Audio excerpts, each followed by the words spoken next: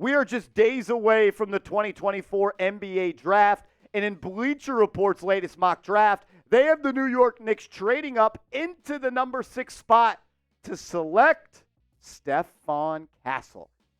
Lot to break down on this video. I just want to go right to the quote from Bleacher Report. They say this: "It would certainly be shocking to see the Knicks trade into the top 10, but doesn't this draft seem determined to serve up a few stunners? Plus, if New York plans on paying what it takes to keep Isaiah Hartenstein, and it could be a lot, then shedding the money owed to Mitchell Robinson might become a priority." And this is the trade idea that Bleacher Report cooked up. It had the New York Knicks trading Mitchell Robinson and their number 24 pick in this year's draft to New Orleans, getting back the number 6 pick in Larry Nance Jr. And you might say, Marshall, well, the New York Knicks, the New Orleans Pelicans don't own the number 6 pick, and they do not. They actually got that pick in another trade in this Bleacher Report mock draft, and this was that trade.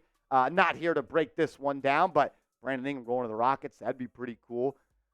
Don't really know why the Pelicans would do this, and if they're just going to then flip the 6th pick for Mitchell Robinson, why don't we just go get Brandon Ingram? Another idea for another show. That's how the Knicks got the 6th pick, though. Give up Robinson and number 24, and you jump up 18 spots, and you also get back Larry Nance. I'm a big fan of Stephon Castle. Let's talk about him as a prospect. One of the highest-rated recruits coming out of high school before committing to UConn. He's 19 and a half years old, 6'5" and a half. He weighs 210 pounds, and he is a versatile player. He was one of the best point guards in high school coming out, but he didn't play point guard at UConn. He was just a winning piece that played all over the basketball floor, and that's the type of player that I think he's going to be. No doubt about it. And honestly, he's one of my favorite players in this class, and I think he'd be a perfect fit on this Knicks roster. Unfortunately, you would have to be giving up Mitchell Robinson in that trade, and now we know the Knicks are officially shopping Mitch. As Jake Fisher of Yahoo Sports reported today, the Knicks have contacted opposing teams about moving Mitchell Robinson, and Ian Begley backdoored that and said, I had also heard the same. So maybe that there is some validity to a talk where the Knicks use Mitchell Robinson to try to trade up in the NBA draft. Bleacher Report also said this, quote, "This deal would let the Knicks check that box while bringing back a completely serviceable and cheaper backup center in Larry Nance Jr. More importantly, it might deliver an optimal backcourt running mate for Jalen Brunson, provided Castle's perimeter shot comes around. That's about all the 6'6" guard needs to add, since he can handle, create, finish, and defend with ferocity." And I agree with everything Bleacher Report says, except for the fact that Larry Nance could be a backup center. I don't want him on my team being a backup center. Castle, though, while not a perfect prospect, he's someone that I'm pretty confident is going to be a big-time player in this league. Just a natural playmaker with the twitchiness to keep defenders off balance. He did everything needed to win, even guarding the opponent's best perimeter player.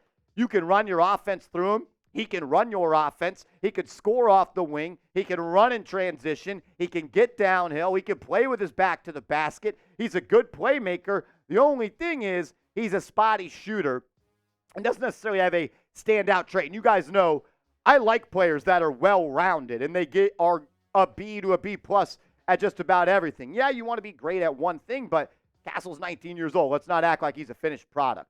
The only thing, though, that three-point shot. And I believe that is something that could come along in his career. Played 27 minutes last year as a freshman. And my favorite part of his game is that he did whatever it took to win a basketball game night in and night out. And that role he played for UConn is the same type of role that I would like to see him play for the New York Knicks. Get up and down, be an athlete, make plays, guard on the perimeter, and just get the job done. He improves that three-point shot to a league average number. He's going to be a really good player with all-star potential in this league. Kevin O'Connor of The Ringer says this about Stephon Castle: high field playmaker who controls tempo by playing at his own pace. He'll change rhythm and can decelerate with ease, showcasing excellent body control and footwork on drives, catches fire as a shooter, showing flashes of his potential to be a go-to scorer when his jumper is falling, but he's never been efficient from three. Stephon Castle is the number one player for Kevin O'Connor and the Ringer. You talk to different people around the league that cover the draft, and you get somewhat mixed reviews on Castle. But overall, everybody at least acknowledges the ceiling that this guy has, and that's a potential to be the best player in this draft class. And Stephon Castle is actually one of the few players I would want the Knicks to try to mortgage a little bit of their future to move up inside the top 5, top 10 to select, because I think he's ready to play right now. He comes from UConn, very similar to how the New York Knicks, the Nova Knicks, like to play. He's gritty. He plays defense. He's an athlete and get to the rim, all the things we've talked about. But I think he could be an immediate plug-and-play player off the bench for the Knicks and maybe even a starter down the line playing alongside Jalen Brunson.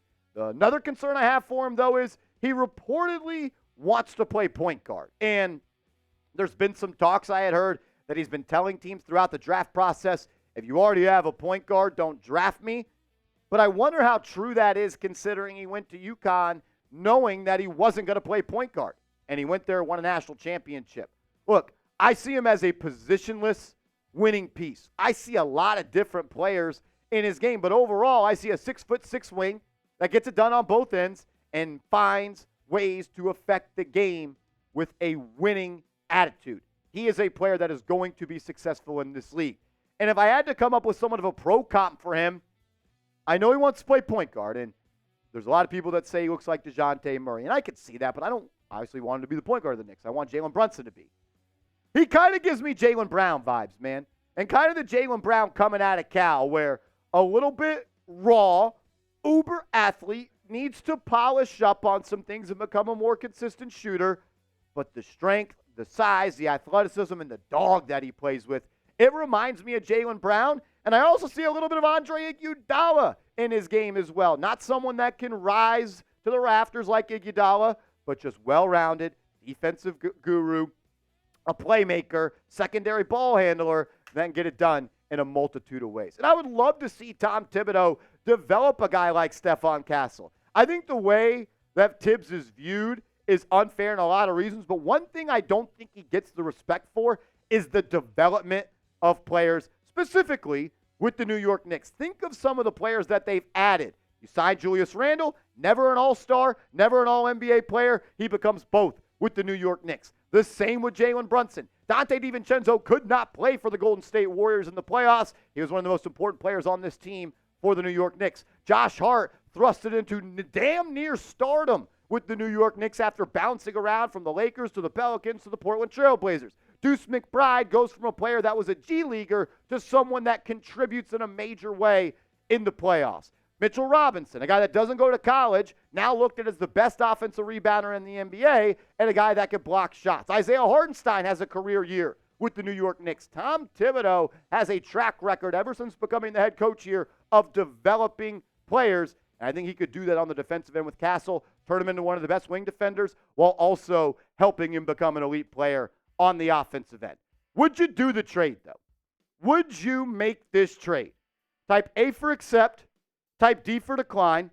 I want to hear from you in the comments section. Would you trade pick 24 and Mitchell Robinson to get up to the number 6 pick and also get back Larry Nance? A for accept, D for decline.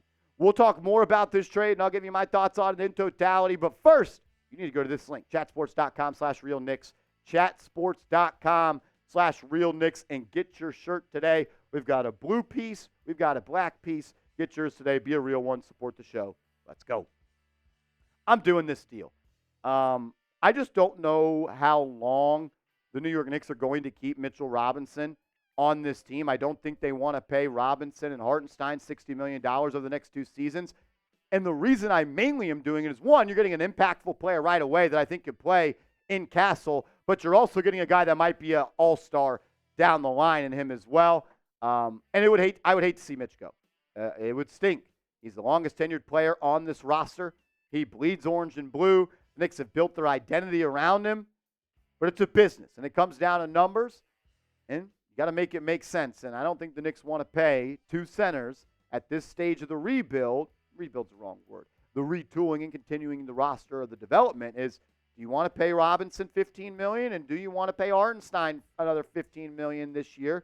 And that's $60 million over the next 2 seasons. I just don't see that as a possibility. So, yeah, I don't see the New York Knicks wanting to do that.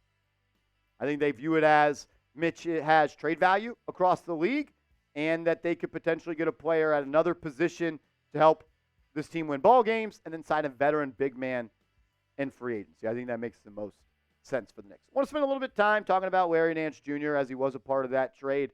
I've always liked the idea of Larry Nance Jr. as a player more than I actually liked the player. Like coming out, I thought he could somewhat be a similar player to Draymond Green, where he could affect the game on defense, be that small ball power forward that could play some small ball five and affects winning. Just hasn't really found a home in this league, and he's just too small, and he doesn't protect the rim nearly at a high enough level for me to think that he could be a backup center for Tom Thibodeau. You look at the stats over the last 4 years, and they are okay at best. Like, he's a solid player.